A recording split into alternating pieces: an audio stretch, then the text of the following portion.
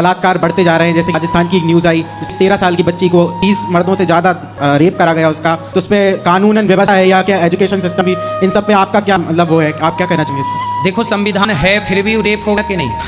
यदि संविधान था तो रेप क्यों हुआ? लोग कहते हैं देश संविधान से चल रहा है, तो संविधान से चल रहा है तो फिर रेप हुआ तो उसका जिम्मेदार कौन है? संविधान ही है। कि संविधान के नाक के नीचे रेप हो गया। संविधान क्या कर रहा था? रेप चल रहा था तो, है ना? जब संविधान से देश चल रहा है तो उस समय संविधान क्या कर रहा था? जब रेप चल रहा था सिटी का।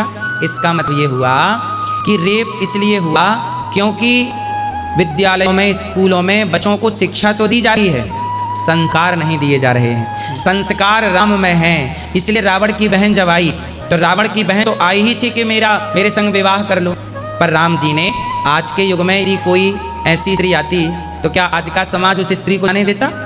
लेकिन राम जी ने सासमान कहा कि तुम मेरी माता हो, हम तुम गलत नज़र से नहीं देख सकते, मेरी पत्नी है। राम के अंदर क्या है? संस्कार। यदि आज की शिक्षा में हर व्यक्ति को, हर बच्चे को संस्कारी बनाया जाए, जहाँ नारी के सम्मान का संस्कार हो, तो फिर ये बलात्कार होगा ही नहीं। जिन लोगों ने रेप किया उनके अंदर संस्कार होता, इतना तो उनका दिल जागता कि यार ये मेरी तो बेटी हो सकती है। उनमें से कितनों की बेटी 13 साल की रही होगी। उन रेप करने वालों में स्वयं की अपनी बेटी भी तो 13 साल की हो सकती थी, तो क्या उस बेटी में उन्हें अपनी बेटी नजर नहीं आई? यही शिक्षा की कमी है कि हमें अपनी बेटी दिखती है, लेकिन दूसरों की बेटी में भी जब अपनी बेटी दिखने लग जाए, यही है शिक्षा और संस्कार। इसलिए पढ़ाई की जाती है कि दूसरों की बेटी में भी अपनी बेटी का दर्शन हो, दूसरे के बच्चे में भी अपने बच्चे का दर्शन हो। आज शिक्षा संस्कार शून्य है, इसलिए रेप होता है।